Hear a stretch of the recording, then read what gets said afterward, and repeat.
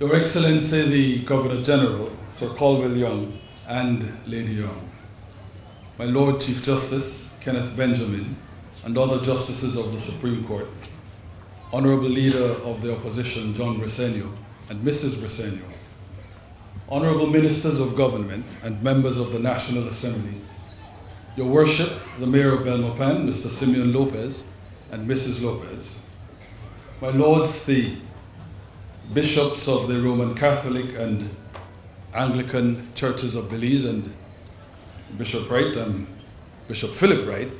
I don't know if Reverend Papa Lute is here, the superintendent, there he is, of the Methodist Belize Honduras District. I certainly see, I can't miss him, the Reverend Eugene Crawford, the president of the Evangelical Association of Churches, other members of the clergy, Your Excellencies of the Diplomatic Corps, members of the Consular Corps, special guests, distinguished ladies and gentlemen, fellow Belizeans. I begin by acknowledging the pall cast by the death of Belize's first national hero, the Right Honorable George Price. And I want to announce right away that in his honor, next Monday, the day of the state funeral, is being declared a national holiday.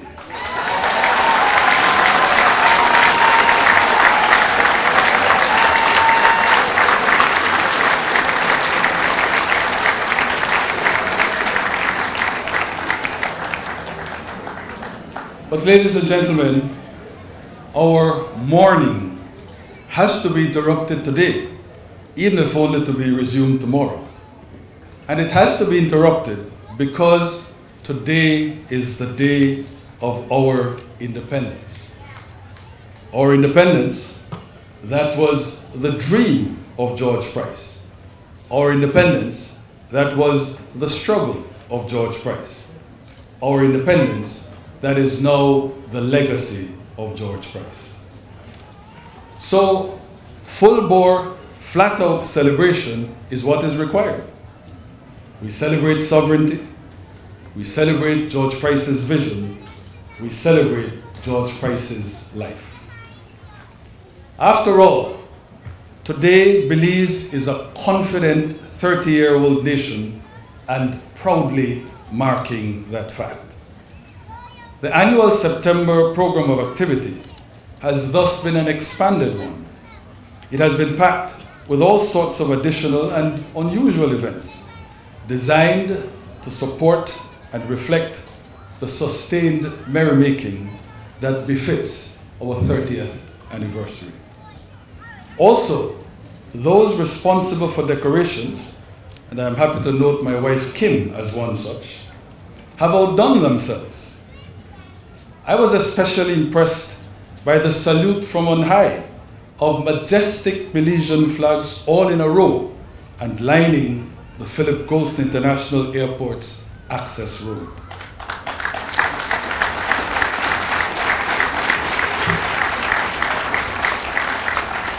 Coming into Belize City, the site of the Hallover Bridge, freshly painted and festooned with colored lights, is succeeded by the welcoming palms, newly planted along the Northern Highway medians. The stunning arches, anchored on Marine Parade and Central American Boulevard, are another outstanding feature. And generally, the streets and parks and lampposts of the old capital have been bedecked with a most plentiful array of bunting and posters and streamers. It is a riot of the red, white, and blue, a gorgeous treat for the eyes and the senses. And it is also a movable feast, a migratory feast, replicated right here in the nation's capital of Belmopan and in all our district towns and villages. Indeed, the spectacle is everywhere. And together with the nationwide farrago of fireworks last night, it proclaims our triumphant milestone, the fact that at 30, we have grown wonderfully, that we have developed and matured and progressed, and that we are becoming now a country for the ages, strong and brave and free, always free. We give praise to Almighty God then, because there is much to be thankful for. This is a time when European nations that are as ancient as democracy itself are being buffeted by economic storm winds and riven by social strife and violent protests. It is also a time when in North Africa, and the Middle East, another cradle of civilization, the old authoritarian order is being set on its ear, but at a price of much shedding of blood and even outright civil war. It is against that sort of global backdrop that any troubles in our land are shown to be small ones. We can, in fact, chorus governance achievements and social, political, and cultural advances, which, as we begin our 31st year, are testament to a Belize that is without a doubt punching above its weight.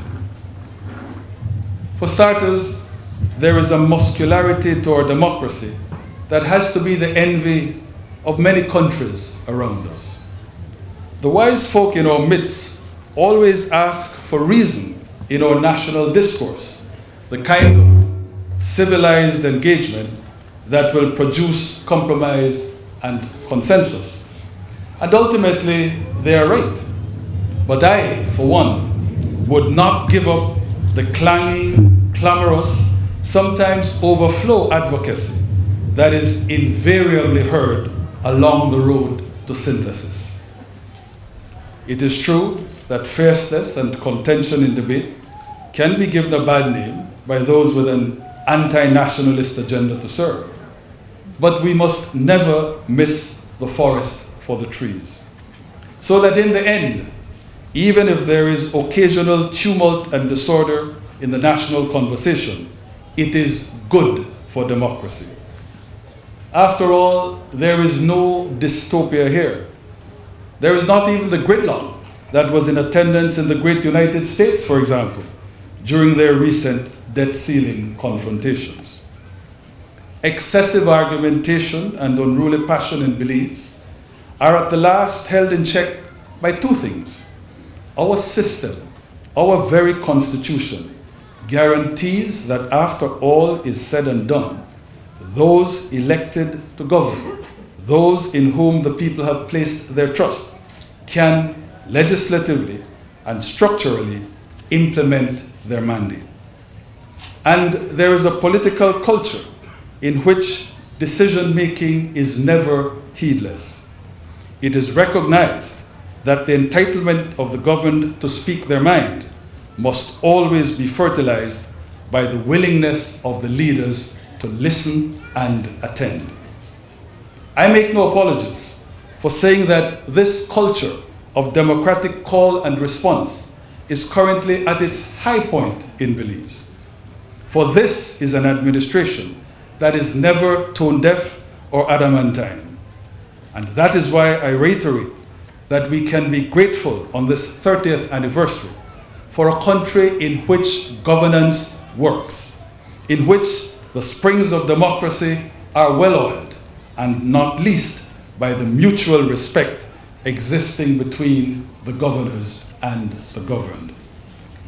So as a people, we are awake and conscious and vigilant. We are utterly emancipated and self-assured, and our political independence is secure. But what about our economic well-being? How are we doing in regard to bread, the staff of life? Well, when we look at the numbers, we can certainly take satisfaction in the fact that for the first quarter of this year, our GDP growth exceeded 6%. It is around a decade since we last saw that figure, and local analysts declare that in current world circumstances, it is an extraordinary statistic. Now, it is already clear that in the second quarter, for which the official figures are not yet in, growth was more subdued. But we are still on track for year-on-year growth of not less than 3%. And even those costive Scrooges at the International Monetary Fund have been obliged to concede, and I quote, "Belize is weathering the financial crisis relatively well when compared with CARICOM peers," end of quotation. Now, there is a mix of factors responsible for our economic growth, and high export earnings from our production of crude oil is one. But what is far more sustainable, our job-creating tourism star is firmly in the ascendant. Thus, there was a 6.7% increase in second quarter overnight visitors to Belize, anchored by a 16% jump in the month of April alone. And for the first half of this year, hotel revenues rose by a whopping 17.8%. Now, the legitimate query in the face of impressive growth numbers is always, how does higher output benefit the regular citizen and improve the quality of life? It is in that context that we were pleased to have both the IMF and the Central Bank of Belize confirm that inflation was nil in 2010. In other words, there was no cost of living increase over the last calendar year, and this was as a direct result of government's cancellation of both import duty and general sales tax on a wide range of food items. But however much we have been able to rein in the price of basic goods, our citizens still need money with which to buy. They therefore need the jobs to provide them with purchasing power. Now, the United States is the world's largest economy. But even in America, joblessness is stubbornly high, and their underemployment rate is about the same as Belize's unemployment rate. Accordingly, President Obama has decided to focus great effort now on infrastructure development as a driver of jobs. Well, Mr. Ambassador of the US, you will forgive me for underlining the fact that in this regard, Belize is way ahead of you.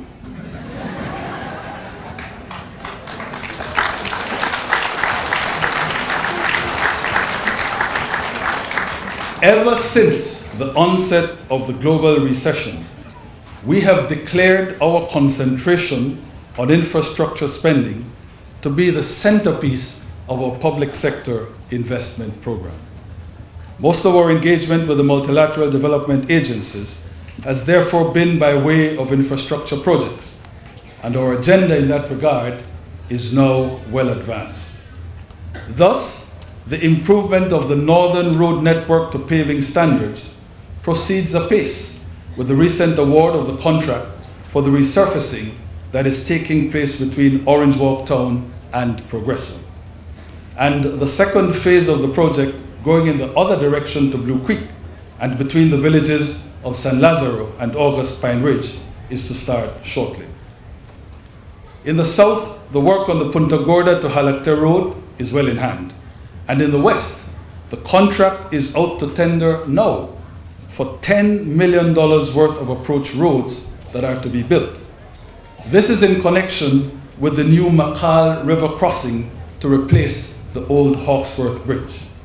And it is only the first component in what is altogether a $50 million project.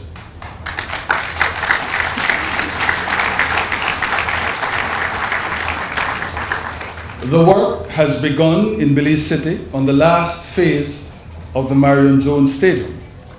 And our friend, President Calderon, and the Mexican government have confirmed that it is $15 million that will be spent on their gift to us, the reconstruction of the Belize City Center.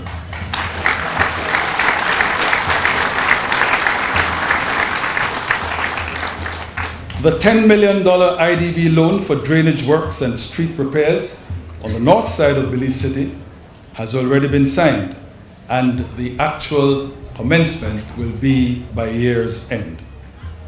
Ground has been broken, as you've heard, in San Ignacio for the new Welcome Center under government's IDB-funded Sustainable Tourism Project. And all district towns are ready for the November start of the Municipal Infrastructure Project. Mr. Mayor, capital city Belmopan will, as you know, receive a double dose of bounty as EU funding for a new market is in addition to the World Bank money for streets and drains.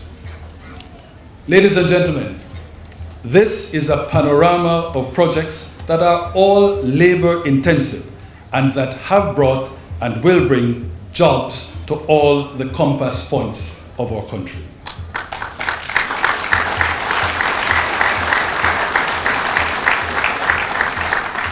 One project that is an ideal mix of physical improvement and social and community development is the Belize City Southside Poverty Alleviation Program. The loan agreement for phase 2 of the project has already been signed, and construction of dwellings under the $4.2 million housing component of the project starts in the next 2 weeks. Individual contractors are expected to do a lot of their hiring in the local neighborhoods. And once in full swing, phase 2 will also result in direct government employment of around 300 persons. These new jobs will be an addition to the 486 that have already been given through CYDP and government's Urban Rejuvenation Project. For us in this administration, the language of the poor is never unheard. Of course, we won't anytime soon have full employment in our country, but it is an aspiration of which we shall not let go. And we don't forget either that many of those that do have jobs are very often paid minimum wage. We have a duty to them also, as they struggle to make ends meet. It is in this overall context that it is important on this 30th anniversary to reiterate the uncompromising mission of this government. It is to create a more just society and one in which the poor are always protected.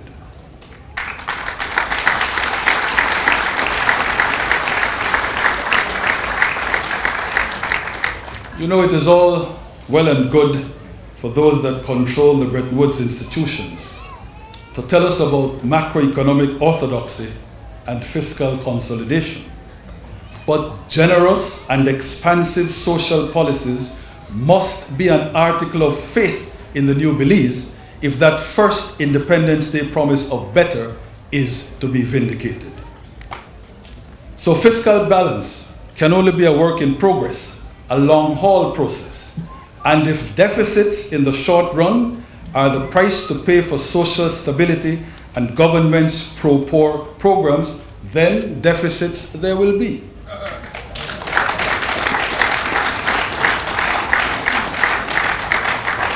Accordingly, we are not stopping to count the cost, but are proceeding full speed ahead with our food pantry assistance and our Operation Boost.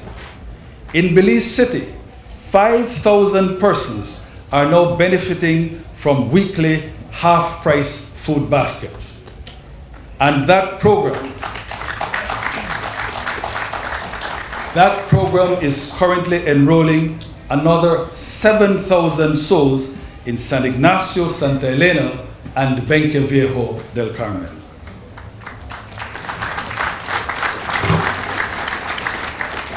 Operation Boost, for its part, gives monthly cash transfers to 4,300 individuals countrywide. As well, our apprenticeship and second chance programs are now a permanent feature of government's social and educational outreach. Thus, we have over 1,500 students enrolled in special classes in institutions that range from St. Peter Claver in Toledo to CCC in Corozal. These programs run the gamut from high school equivalency to skills training to literacy and life counseling. Next on our agenda will be the child care subsidy for working and single mothers.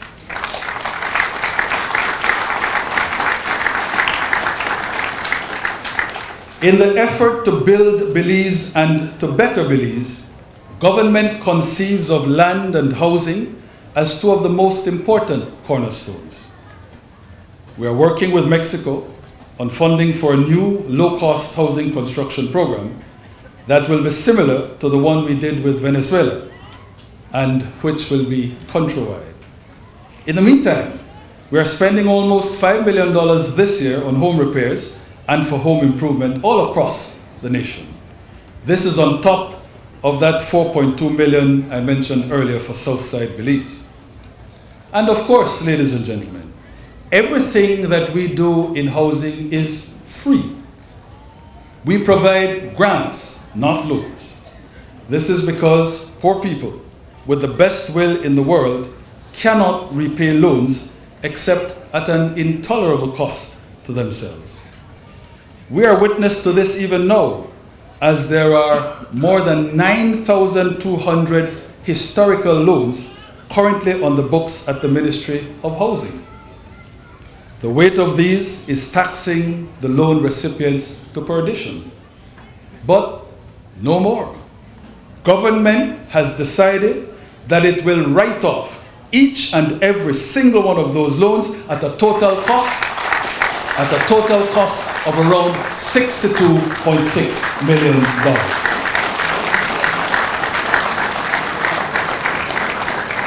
I will therefore be going to the National Assembly shortly for the authorization to formalize this process. And it will be the consummation of massive relief for all those struggling with government mortgages that they simply cannot pay. And then on the question of land, the slow delivery, especially of building lots, has been a much vexed issue that government is determined to address. Thus, $5 million is being spent on a new land management system that should eliminate a lot of the current chokeholds. And land is being identified in every district for survey and subdivision into house lots. Government will award these to first-time owners by way of immediate freehold title and at a price not to exceed $1,000 and payable in installments. But you'll get your title as soon as you make the first down payment. 1,000 acres have already been acquired along the Western Highway for allocation to people in the Belize and Cayo districts. And so around 4,000 building lots will be distributed as soon as surveyors can complete the subdivision work. We have also secured, by way of an amicable arrangement with a company called Belize Distills, another parcel of land enough to give 1,000 house lots to Belizeans in the Orange Walk district, Mr. Leader of the Opposition. We will now turn to each of the other districts and will acquire whatever is needed to continue addressing in a sharply accelerated way the cry of our people for land. Ladies and gentlemen, fellow Belizeans, I repeat that we want to construct a Belize that is based on distributive social justice. Those of our citizens that are disadvantaged, whether by poverty, illness, or some disability, are entitled to have that disadvantage remedied by the state. And the state must find the will and the resources to pay for the redress that is required. As we strive to realize this vision of our Belize, one of the greatest impediments is the spiraling cycle of urban violence that is afflicting especially Belize City. Lord knows that we have tried to address this. I looked recently at the figures and saw that around $1.5 million more than was budgeted has already been disbursed on security operations, and the fiscal year is not even half gone.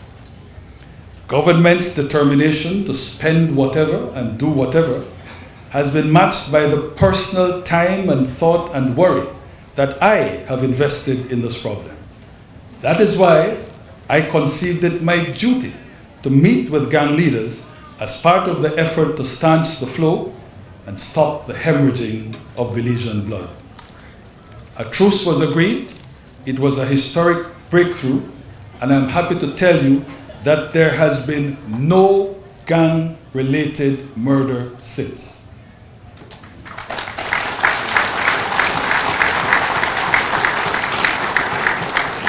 September is therefore turning out to be the only month for this year in which no gang murder has happened in Belize City. Of course, as Sir Colville would no doubt remind me in the context of the Ides of March, September has come but not yet gone. And as events on Monday demonstrated, the state of play remains fragile. The work that has to be done to ensure that things don't again fall apart is enormous. We move ahead resolutely though, conscious that the need to overcome once and for all this phenomenon of crime and violence is perhaps our greatest immediate challenge. But no matter what, the requirements of modern-day policing in Belize will continue to be overwhelming. Government is therefore ceaselessly engaged in a process of better equipping our security forces. And in this connection, I am pleased to announce that the funding to set up our long-awaited DNA lab has now been secured. This is thanks to the United States and to CARSI, the Regional Security Program.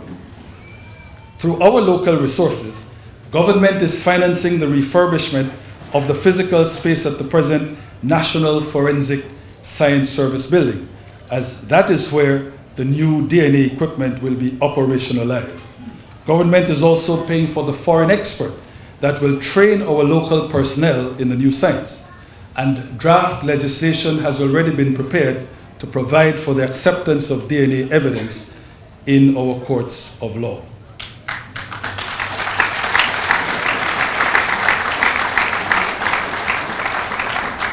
To complete this forensic picture, a new, fully outfitted, top-of-the-line scenes of crime vehicle will be in country next month. It will have the refrigeration capacity, the kits, and all the other tools to do on-site preliminary specimen analysis. Welcome to CSI Belize.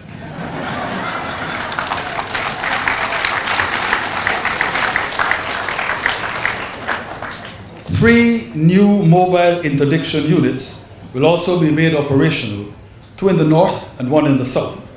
These will deploy for the interception of illicit drug and other serious crime activities. Additionally, the police are upgrading their communications equipment in a major way. A new 911 call center will be capable of handling 70 calls simultaneously, and a new crime information management system will allow for the electronic documentation of crime data from the time a complaint is made straight through the investigation and prosecution processes. No longer will there be any possibility of files going missing, simply disappearing.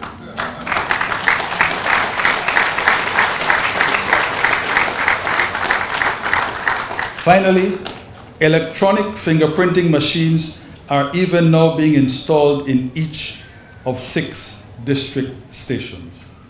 The system will store and match fingerprints and identify suspects through a countrywide database of samples. Ladies and gentlemen, we are working hard socially and economically to get at the root causes of crime, to try to eliminate some of the triggers of antisocial behavior. But you know, there is an ancient Arab proverb which tells us to trust in God but tie your camel. Increased prevention efforts, therefore, will be thoroughly complemented by increased interdiction and enforcement efforts. Now, I cannot depart this podium without a word concerning one very important manifestation of reiterated sovereignty. I speak, of course, about the acquisition of the essential utility services and the proposed enshrinement in our Constitution of that acquisition. I need to make clear that government considers this a foremost expression of Belizean will and a foremost affirmation of Belizean nationalism. We have addressed the concerns of those that feared certain aspects of the Belize Constitution 9th Amendment Bill, and we expect that the continuing public consultations may well spotlight other required changes. But the principal objective of safeguarding in a constitutionally unassailable manner our ownership of light, water, and telephone is non-negotiable.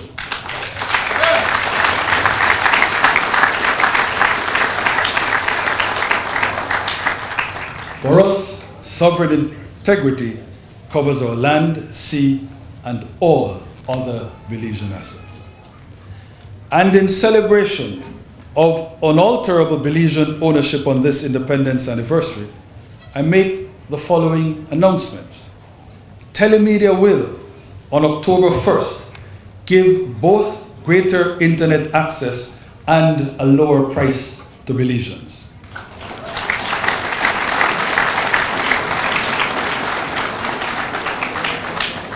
Currently, the minimum amount of bandwidth that can be purchased is 256 kilobits per second for $100 per month plus GST. Now, though, the company will offer 128 kilobits per second at the rock bottom cost of just $49 per month.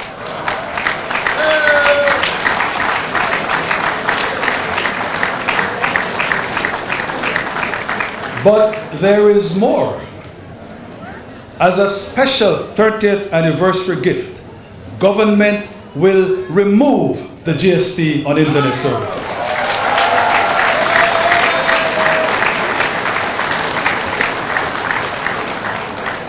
We will thus forego $2 million in annual revenue, but it will be worth it.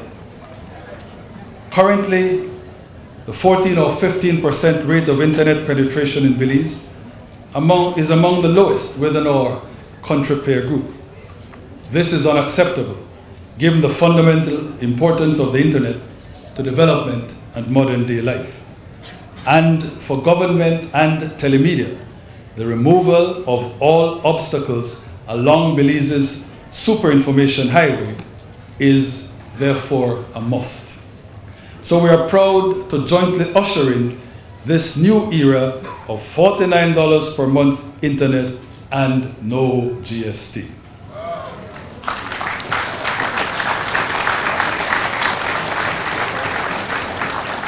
Also on October 1st, the international dialing rates using the 10-10-199 service will be reduced by an average of 25% to the 15 countries that Belizeans most frequently call.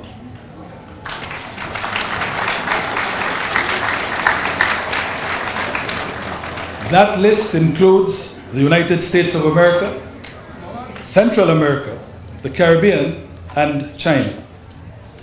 And of course, the 10-10-199 service is available via both fixed lines and your mobile phones.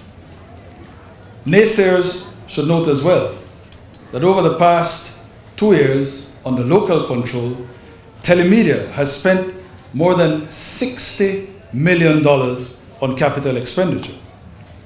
This has meant, as only one example, providing 95 additional schools with free internet access.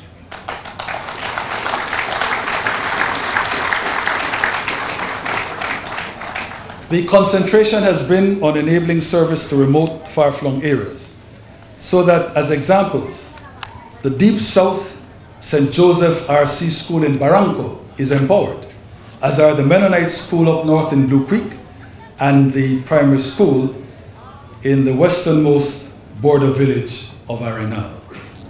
That is essential service to the people from an essential utility provider owned by the people.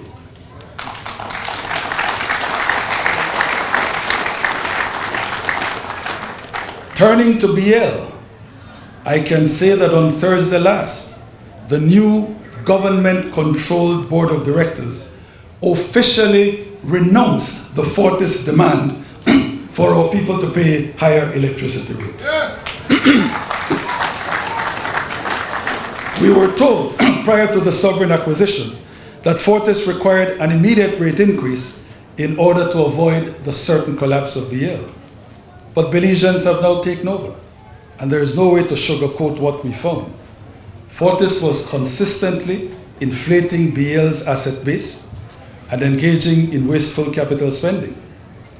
This was, as we see it, in order to manufacture artificial pass-through costs and justify unwarranted rates of return. A great deal of expensive equipment was bought but was never commissioned and never used.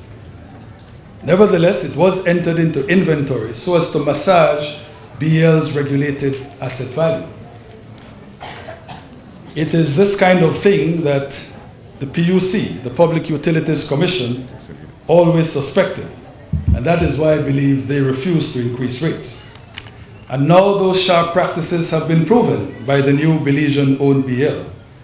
Of course, those sharp practices have also been stopped by the new Belizean-owned BL.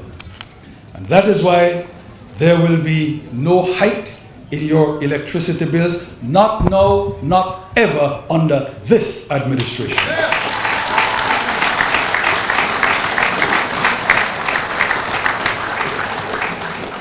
In fact, barring any emergencies, we actually expect to lower rates at the time of the next full tariff review.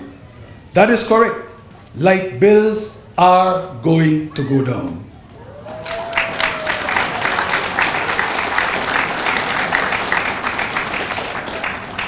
Ladies and gentlemen, in view of all this, those that have been insisting on the gospel according to the foreign multinationals really should fess up.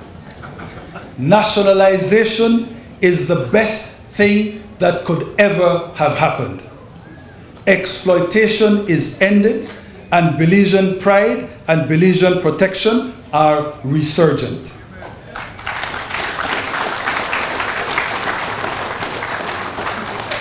And the new BTL and the new BL are and will continue to be case studies in Belizean ingenuity, Belizean efficiency, and Belizean resourcefulness. Accordingly, I also want to announce that by way of a European grant and the provision of counterpart funds by the government of Belize, BL will begin to provide electrification to 44 rural and peri-urban communities countrywide.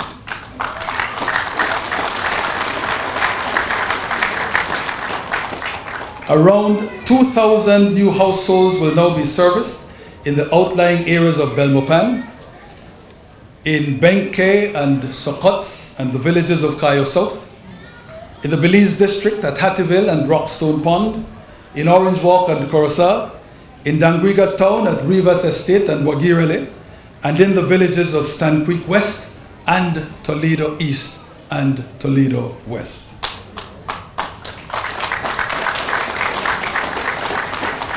This, ladies and gentlemen, is now the face of BL. This is the advance being brought by Belizean suzerainty, Belizean ownership, and Belizean control. Now, I want to end this address by ensuring that I quarrel with no one. I will therefore not get into it with those that would try to scuttle one set of perfectly good partnership proposals that could rescue the sugar industry and the livelihood of 6,000 independent Belizean cane farmers. But it is pretty obvious that there are some in our midst trying to produce the very outcome they claim to decry, the scaring away of foreign investment.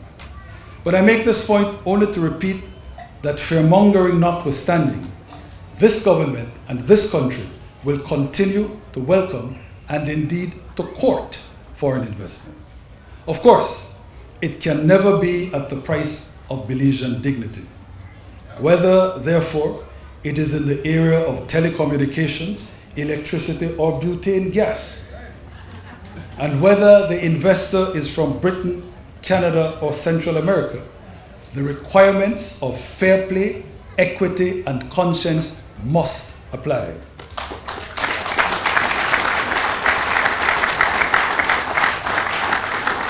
And genuine investors know this. And they are prepared to come. They are willing to follow the rules. That is why, for example, a brand new palm oil industry is on tap. That is why the sugar factory at Libertad is reopening. That is why we're beginning to shine in business process outsourcing. That is why 4 new call centers that will produce at least 1,000 jobs are lined up.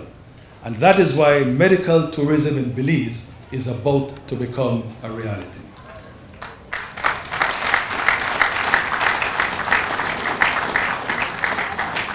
But I say nothing more that can be misinterpreted. I say nothing more that can be seen as contentious.